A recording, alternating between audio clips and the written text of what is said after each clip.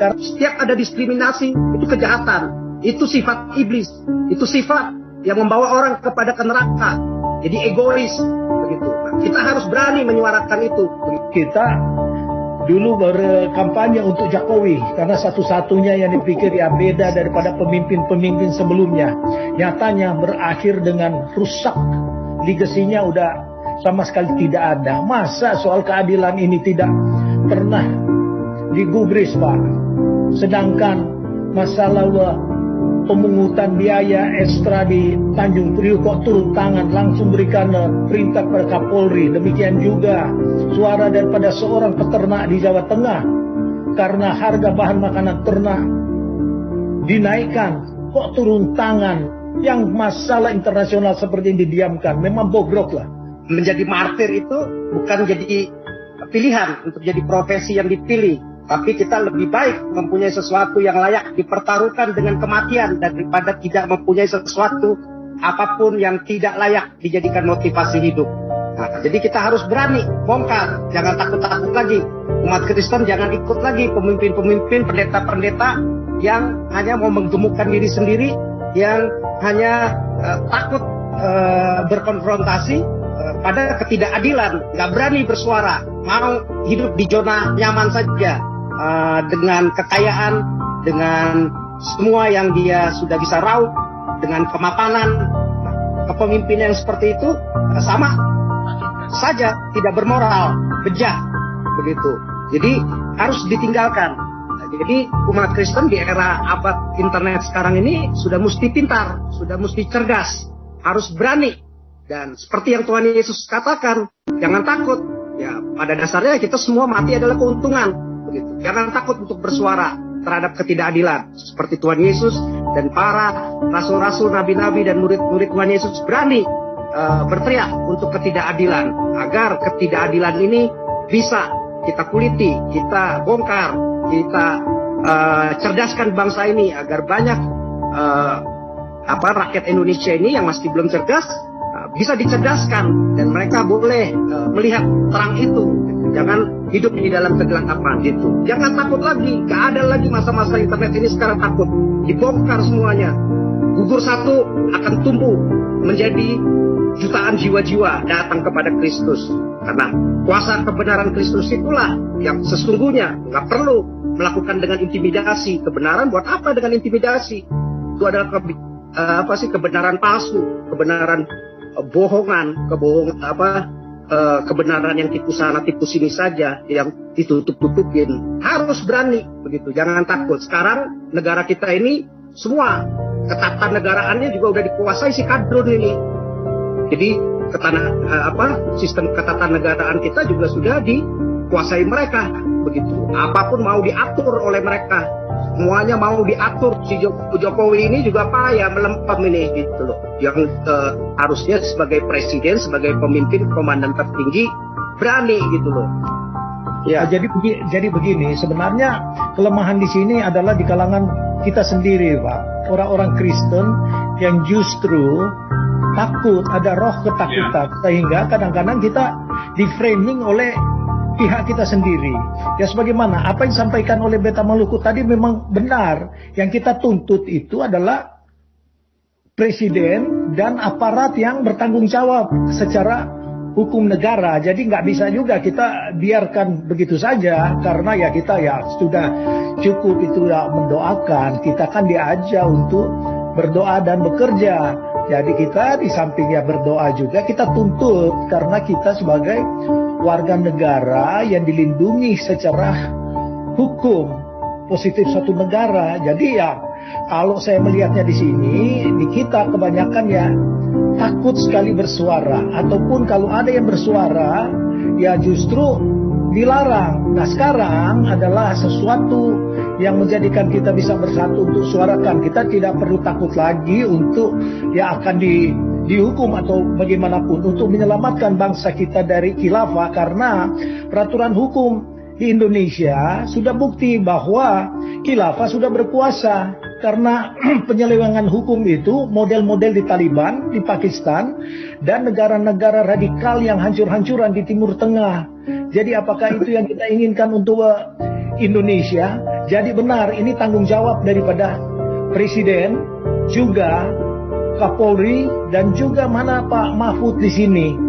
Kok diam dalam keadaan yang sudah nyata-nyata ini hukum kita diselewengkan. Mana mungkin seorang Munarman dihukum 3 tahun dan MKC 10 tahun yang tidak ada bandingannya sama sekali.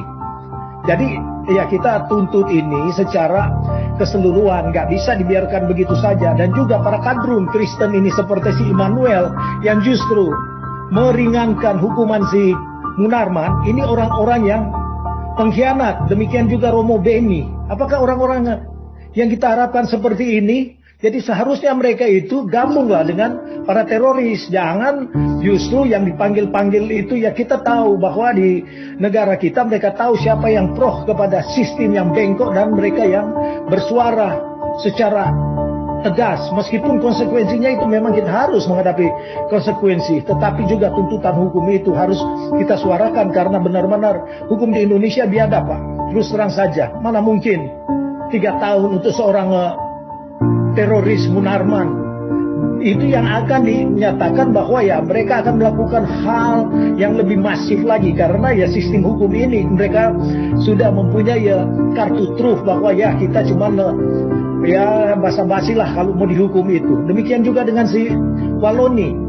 Dia boleh dikata tidak dihukum karena selama 5 bulan itu boleh bilang dia cuma numpang di dalam penjara, diperlakukan begitu baik, dan ini merupakan suatu proforma dan kamuflase daripada pemerintah khususnya juga MUI supaya kelihatan ya untuk diverting perhatian orang. Oh, kelihatan ada keadilan. Keadilan di mana ini? Jadi ya kita nggak bisa itu dibungkem dengan siapapun. Ini ya harus dituntut ya benar kita bersuara dengan ada kasih di dalamnya, tapi jangan kita juga ya dengan kasih ini justru kita memupuk kejahatan di suatu negara. Ini kan pemupukan dan pembiaran, dan kita sudah tahu ini semua siapa di belakang ini, Pak. Jadi ya kalau saya memang tidak ada cara lain daripada harus ada kekuatan solidaritas daripada orang-orang yang dilabel minoritas ini, bukan cuma orang-orang Kristen tetapi juga Hindu, Buddha, Konfusius sekalipun, dan orang yang tidak percaya apa-apa. Mari satukan pendapat, karena di kalangan Kristen sendiri juga banyak kadrun membela yang seharusnya dilawan secara hukum. Jadi mungkin ini tambahan saya, dan saya yakin bahwa ya kita mencapai suatu kesepakatan bahwa ini tidak bisa dibiarkan begitu saja. Dari semua suara-suara yang masuk ya tidak bisa didiamkan ya. Jadi maksud saya juga ya seperti tuntutan-tuntutan kawan-kawan yang lain ya, memang kita harus tuntut. Kita dulu berkampanye untuk Jokowi karena satu-satunya yang dipikir ya beda daripada pemimpin-pemimpin sebelumnya. Nyatanya berakhir dengan rusak, legasinya udah sama sekali tidak ada. Masa soal keadilan ini tidak pernah digubris, Pak? Sedangkan masalah pemungutan biaya ekstra di Tanjung Priok kok turun tangan langsung berikan perintah pada Kapolri. Demikian juga suara daripada seorang peternak di Jawa Tengah karena harga bahan makanan ternak dinaikkan kok turun tangan. Yang masalah internasional seperti ini didiamkan, memang bobrok lah. Jadi maaf, ini ya rata-rata yang bicara pada malam hari ini lepas daripada kontrol yang seperti biasa. Jadi inilah mungkin ya tambahan, dan apa yang tadi dinasihatkan mengenai Bung Beta itu ya kita setuju. Bung Beta suarakan keadilan itu, jadi tuntut. Jadi jangan sampai ya mereka dibiarkan. Kan penanggung jawab satu negara ya mereka-mereka ini, mulai dari presiden, dari eksekutif, legislatif, sama yudikatif. Apa fungsi mereka? Jadi jangan mereka digaji dengan begitu hebat uang rakyat itu justru melakukan korupsi di dalamnya dan tidak melakukan sesuatu untuk kebaikan rakyat yang memohon keadilan seperti MKC. Jadi inilah karena rusaknya suatu negara itu, agama yang dijadikan sebagai patokan atau pedoman daripada hukum. Itulah yang terjadi di Timur Tengah sehingga hancur-hancuran. Karena mereka yang mempunyai kekuasaan uang yang dicuri dari rakyat, yang mendapatkan semua support daripada pemerintah. Ini harus dilawan, Pak. Jadi ya kita harus jelas melawan ketidakadilan, keadilan hukum dan kesejahteraan. Mungkin ini tambahan, Pak. Terima kasih.